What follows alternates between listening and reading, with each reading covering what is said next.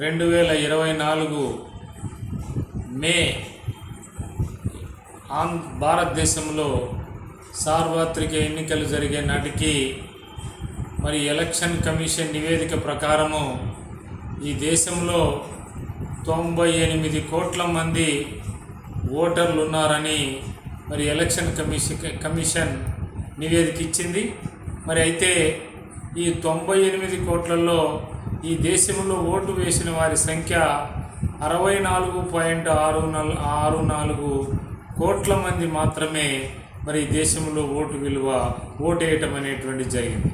అంటే మిగిలిన 33.36 కోట్ల మంది ప్రజాస్వామ్య ప్రక్రియలో భాగస్వామ్యులు కాలేదని ఈ సందర్భంగా నేను తెలియజేస్తా ఉన్నాను.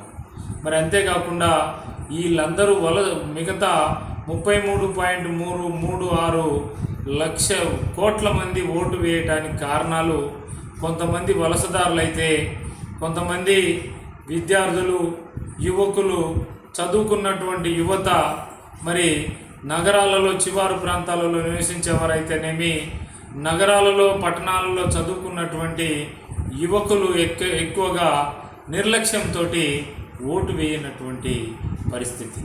కాబట్టి దాదాపు 34 కోట్ల మంది ప్రజాస్వామ్య ఎన్నికల ప్రక్రియలో ఈ దేశంలో యువత పాల్గొనలేదంటే మరి ఇది చాలా చాలా ఘోరమైనటువంటి విషయమని ఈ సందర్భంగా నేను తెలియజేస్తా ఉన్నాను.